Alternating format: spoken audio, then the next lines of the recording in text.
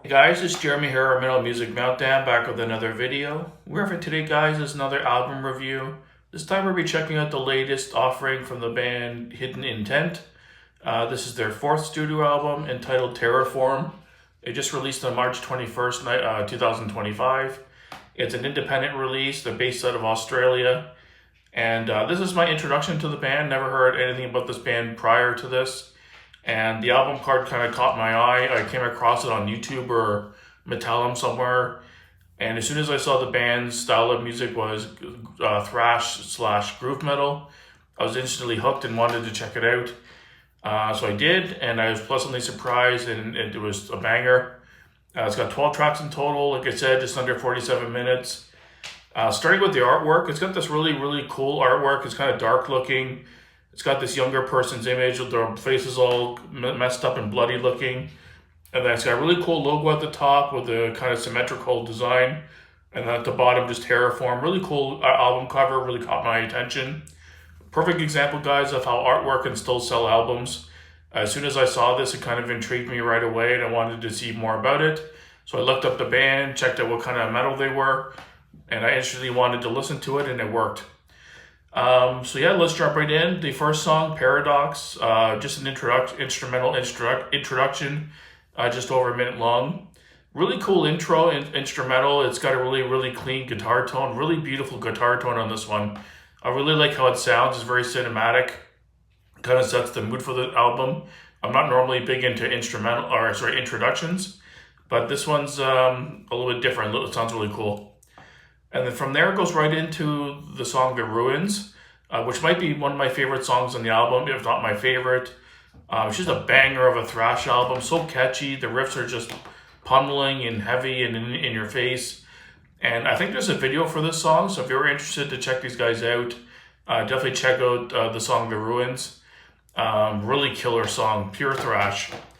Other standout tracks for me, Kill Infatuation, the title track was really killer as well. Reaper, the last song was killer. Let me see, Curse and Bound was another cool one. Behind the Mask, pretty much top to bottom, it was pretty much full of thrash bangers. The only song that was kind of weird was one called Cum Punch, Toxic, in brackets, Toxic Human, which is kind of a weird name for a song. That one was kind of repetitive and it was only a minute and a half, so it was kind of a throwaway track. So that was one song I didn't really like that much. And there's one other song, I think it was number 6, One More for the Road.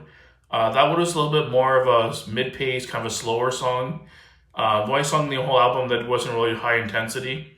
It wasn't a bad song, but just sounded a little bit different.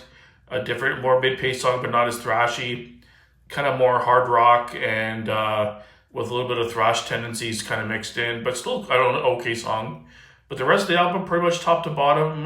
The other 10 tracks are all pretty much thrash bangers.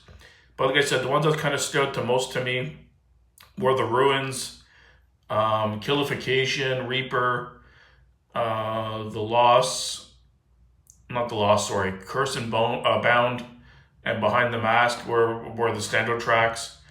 The Loss was kind of a really short song as well. Had a different sound to it as well. The guitar riff was very unique sounding. It was like kind of like a pulsating kind of rhythm. It was kind of a little different. But overall, guys, this is a killer thrash album.